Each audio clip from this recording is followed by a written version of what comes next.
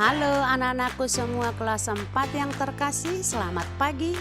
Jumpa lagi bersama saya Bu Clara dalam pembelajaran kita hari ini di tema 5 pahlawanku, subtema 3 sikap kepahlawanan, pembelajaran 3 dan 4.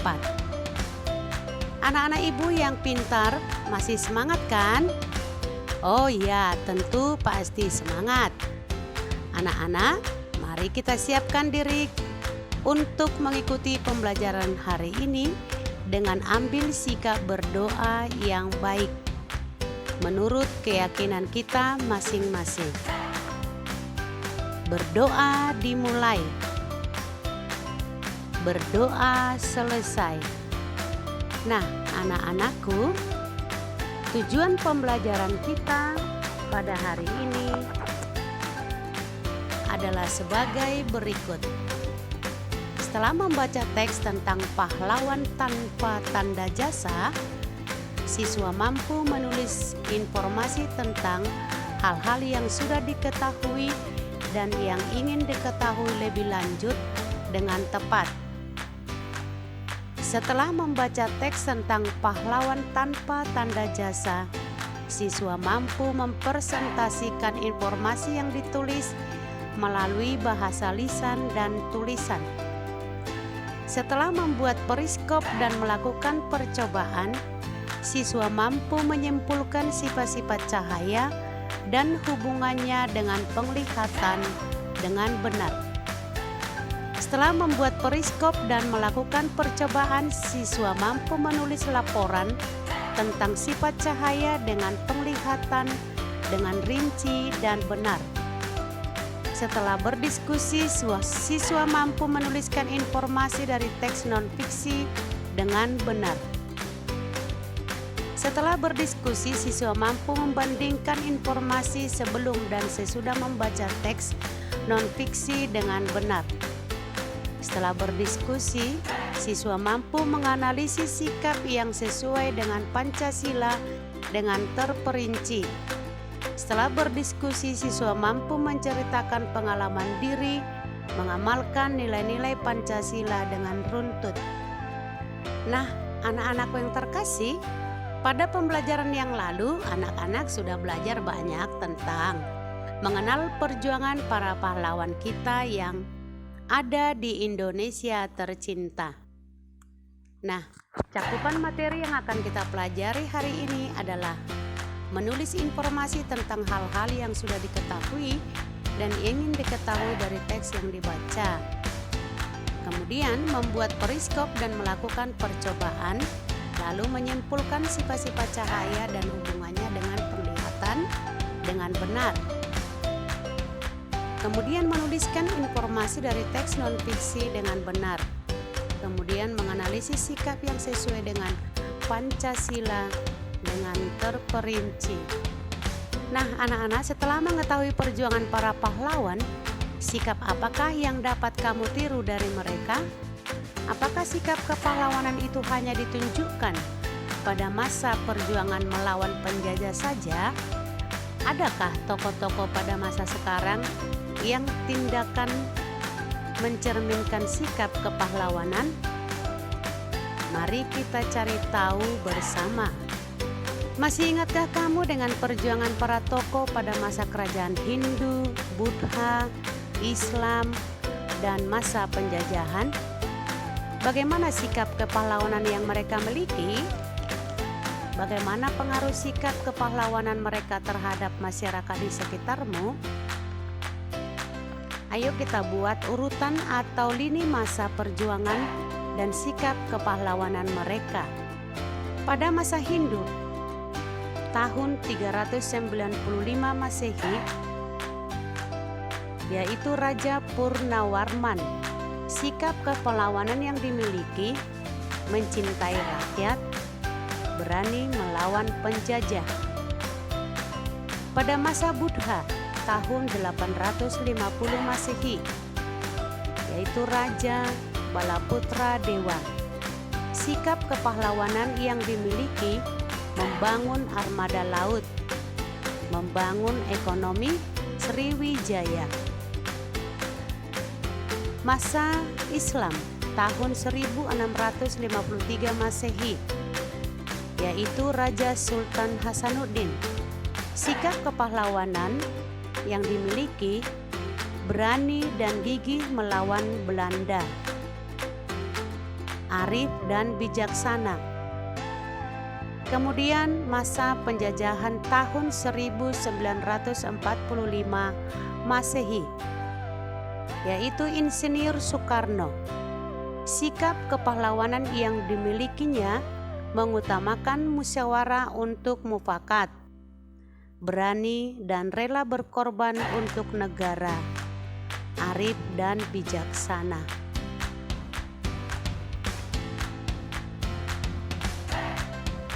Nah, anak-anak, apa yang dapat kamu temukan tentang sikap kepahlawanan dari masa ke masa? Sikap pahlawan dari masa ke masa memiliki perbedaan sesuai tantangan zaman, namun ada pula persamaannya. Apakah ada persamaan dan perbedaannya? Tentu. Persamaannya yaitu sama-sama berani melawan apapun yang merugikan masyarakat, baik dari penjajahan ataupun dari kelompok perampok. Kemudian perbedaannya adalah memiliki kebijakan yang berbeda serta fokus dalam pembangunan sesuai kebutuhan zaman. Nah, anak-anak, sikap kepahlawanan bisa kamu temukan di lingkunganmu. Kamu bisa belajar tentang sikap kepahlawanan dari kisah seorang penjaga pintu perlintasan kereta api. Mari kita membaca bersama teks Pahlawan Tanpa Tanda Jasa.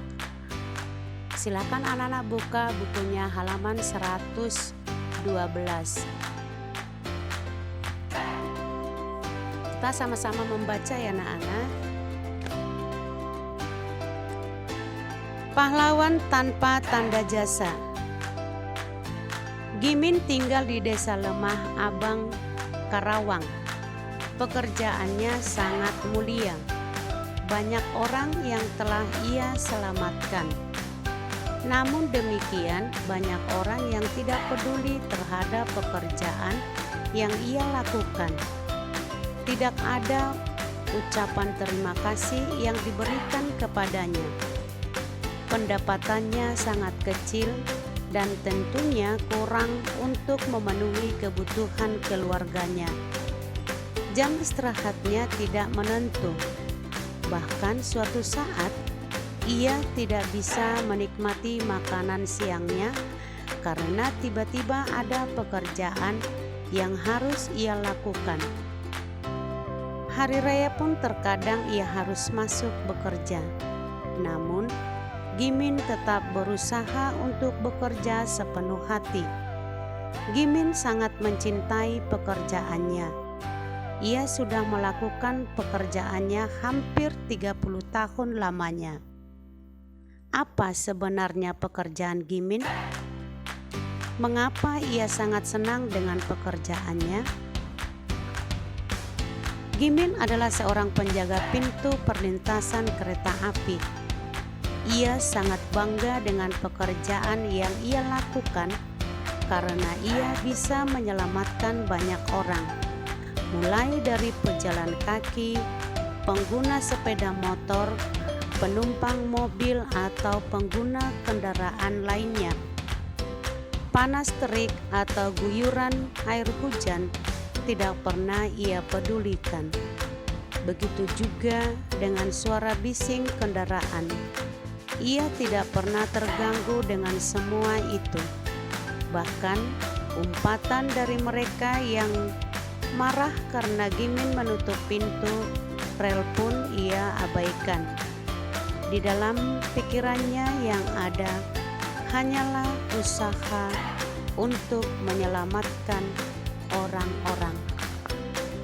Nah, anak-anak, setelah kita tadi membaca teks Pahlawan Tanpa Tanda Jasa, menjadi penjaga pintu perlintasan kereta api yang bertanggung jawab, seperti Pak Gimin adalah salah satu cerminan sikap kepahlawanan. Sikap kepahlawanan pun dimiliki oleh mereka yang bekerja di kapal selam. Mereka menjaga perairan Indonesia tetap terjaga dari gangguan orang-orang yang tidak bertanggung jawab. Biasanya kapal selam menggunakan sebuah jendela yang membantunya melihat keadaan sekeliling. Jendela ini berfungsi seperti mata pengintip. Jendela pada kapal selam ini disebut periskop. Periskop adalah alat yang digunakan oleh kapal selam untuk mengamati keadaan di permukaan laut. Periskop menggunakan dua cermin datar yang berada di dasar dan di bagian ujung periskop. Dalam penggunaannya, periskop memanfaatkan dua sifat cahaya, yaitu cahaya merambat lurus dan dapat dipantulkan. Bayangan yang dihasilkan sama seperti benda asli yang diamati. Manfaat periskop bagi manusia adalah dapat membantu melihat posisi yang sulit dijangkau. Misalnya, periskop digunakan pada kapal selam untuk mengamati bagian permukaan laut. Berikut cara kerja periskop. 1. Cahaya yang masuk dari bagian ujung periskop akan dipantulkan oleh cermin. Kedua, pantulan cahaya tersebut kemudian merambat lurus menuju cermin kedua. Yang ketiga, saat mengenai cermin kedua, cahaya kembali dipantulkan. 4. Pantulan cahaya dari cermin kedua akan mengarah ke mata sehingga kita dapat melihat keadaan di atas periskop. Anak-anak perhatikan gambar cara kerja periskop ya. Periskop bisa kita buat secara sederhana dengan menggunakan bahan-bahan yang ada. Kamu juga bisa berkreasi untuk menghias periskop yang kamu buat. Ayo, anak-anak, kita membuat periskop bersama saudara dan orang tua di rumah ya. Adapun alat-alat dan bahan yang dibutuhkan yaitu kardus bekas, cermin datar 2 buah dengan ukuran yang sama, kemudian lem atau selotip, kemudian busur derajat, gunting, kertas biasa atau kertas kado. Berikutnya adalah prosedur pembuatan atau langkah-langkah kerja membuat periskop sederhana. 1.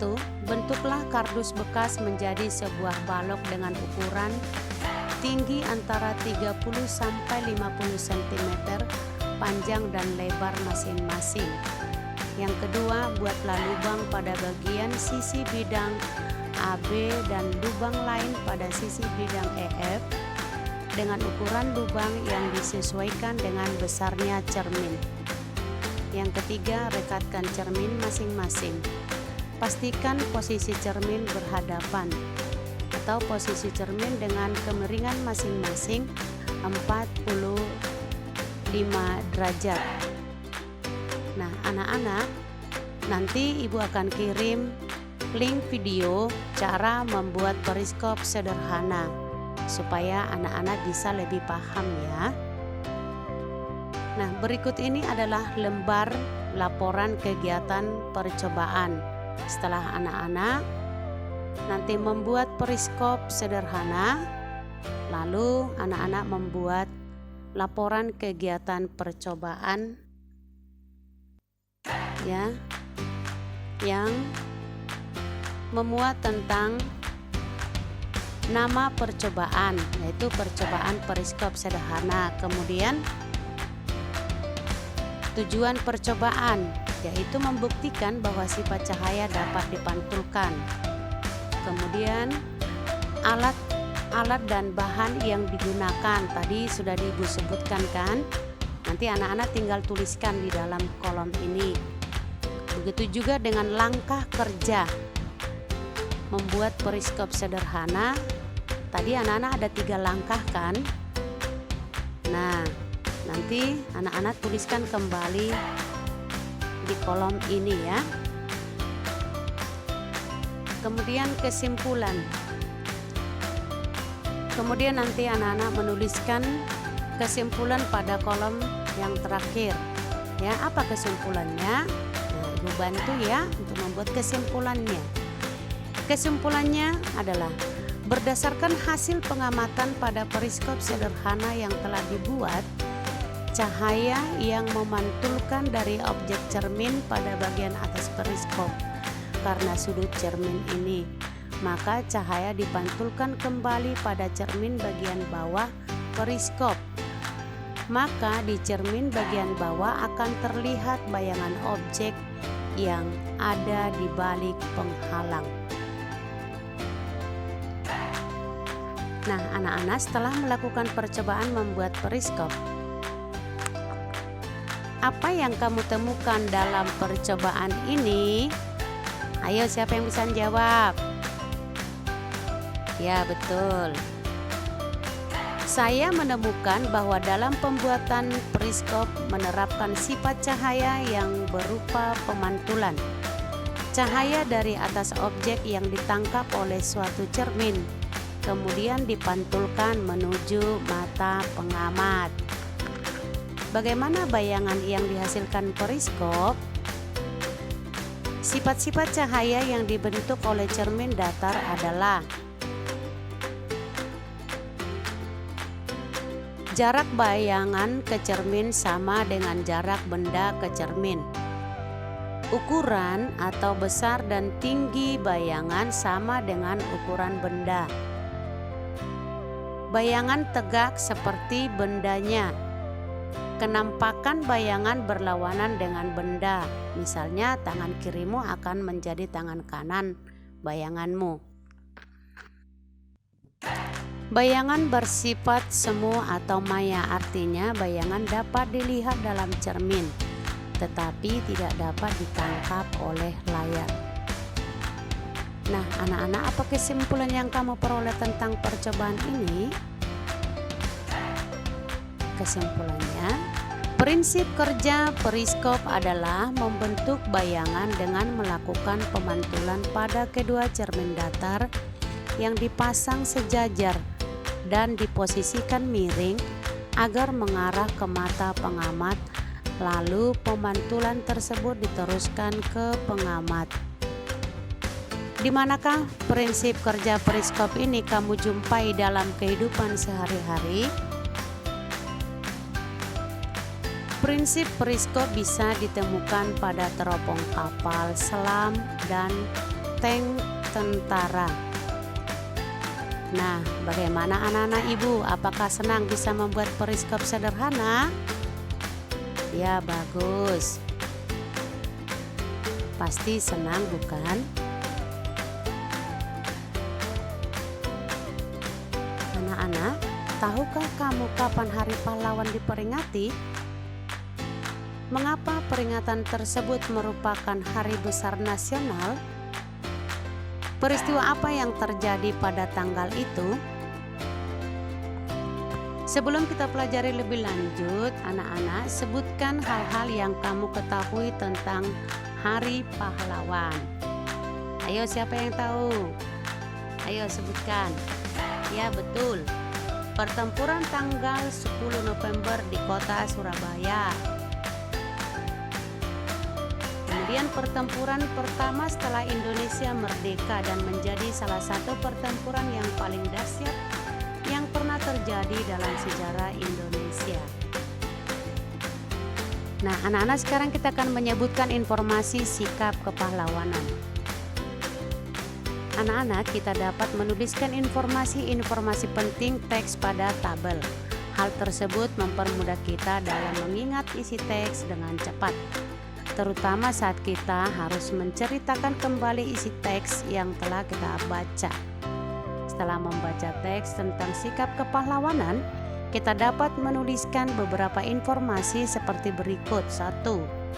Tokoh pahlawan yang dibicarakan dalam teks. 2. latar belakang kehidupan dan pekerjaannya. Ketiga, sikap kepahlawanan yang patut diteladani dari tokoh tersebut. Nah, anak-anak, yuk kita membaca teks tentang Bung Tomo. Bung Tomo. Sutomo yang lebih dikenal dengan sapaan akrab Bung Tomo adalah seorang pahlawan. Beliau terkenal karena perannya dalam membangkitkan semangat rakyat untuk menentang kembalinya penjajah Belanda yang membonceng tentara NICA. Perlawanan itu diakhiri dengan pertempuran 10 November 1945 yang hingga kini diperingati sebagai Hari Pahlawan.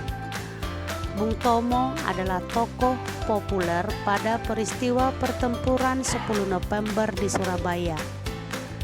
Beliau merupakan pembakar semangat juang rakyat untuk bertempur sampai titik darah penghabisan. Beliau berjuang mempertahankan harga diri, tanah air, dan bangsa yang telah diproklamasikan pada tanggal 17 Agustus 1945.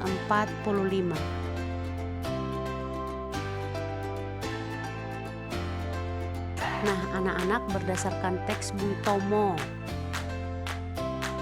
sekarang tuliskan informasi mengenai Hari Pahlawan. Hari Pahlawan jatuh pada tanggal 10 November. Hari Pahlawan diperingati untuk mengenang peristiwa pertempuran 10 November 1945 di Surabaya.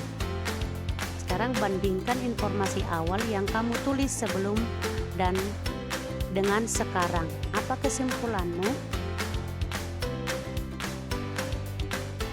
Informasi dalam penelitian sejarah menjadi lebih lengkap karena sudah dibuktikan dengan data-data yang dibutuhkan dan terhubung dengan penelitian yang dibuat. Kemudian secara umum sudah teruji karena sudah melewati tahap kritik sumber yang menandakan bahwa penelitian sejarah yang dibuat setidaknya sudah cukup terpercaya kualitas penelitiannya. Kemudian diedit dengan bahasa yang baik karena selama penelitian, penulisan ulang atau proses pengeditan harus dilakukan sehingga dapat dibaca dan dimengerti oleh banyak orang. Tuliskan sikap-sikap Bung Tomo.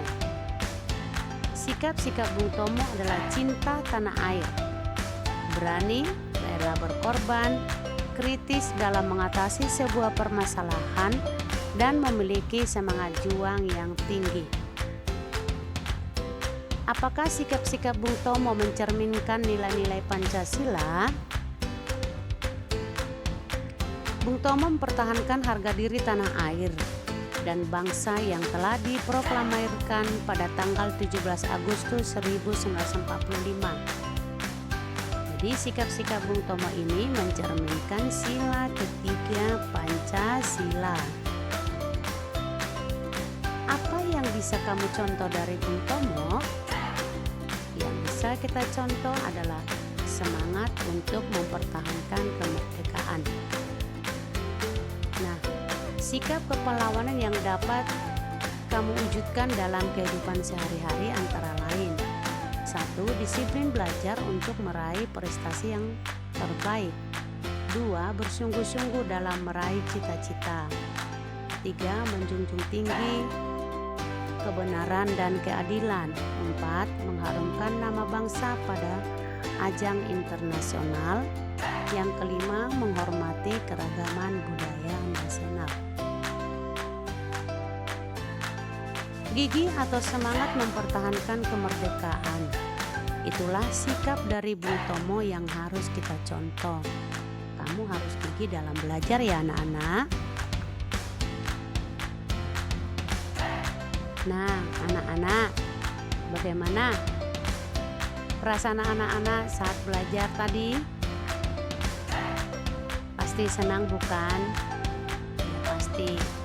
Karena tadi anak-anak ya, kita sudah bisa menulis informasi tentang hal-hal yang sudah diketahui dan ingin diketahui dari teks yang dibaca. Kemudian anak-anak sudah membuat periskop dan melakukan percobaan. Lalu menyimpulkan sifat-sifat cahaya dan hubungannya dengan penglihatan dengan benar. Kemudian anak-anak sudah dapat menuliskan informasi dari teks non-fiksi dengan benar. Kemudian anak-anak juga dapat menganalisis sikap yang sesuai dengan Pancasila dengan terperinci. Sekarang tugas anak-anak adalah membuat periskop sederhana. Lalu menulis laporan percobaan periskop sederhana. Kemudian tugasnya diantar ke sekolah untuk dinilai anak-anak. Selanjutnya, menulis ringkasan materi pembelajaran 3 dan 4 di buku catatan. Nanti Ibu akan kirim lewat WA grup dan juga link cara membuat periskop sederhana. Nah, anak-anak, sampai di sini pembelajaran kita pada hari ini. Juga tetap belajar yang baik di rumah. Untuk pertemuan berikutnya, anak-anak bisa membaca buku paket tematik tema 5, subtema 3, pembelajaran 5 dan pembelajaran 6. Terima kasih anak-anak. Sekarang kita ambil sikap doa yang baik. Mari kita tutup pembelajaran kita pada hari ini dengan berdoa. Berdoa dimulai. Berdoa selesai. Nah, terima kasih anak-anak sudah belajar bersama dengan penuh semangat. Jangan lupa menjaga kesehatan dan kebersihan diri ya. Terima kasih, sampai jumpa.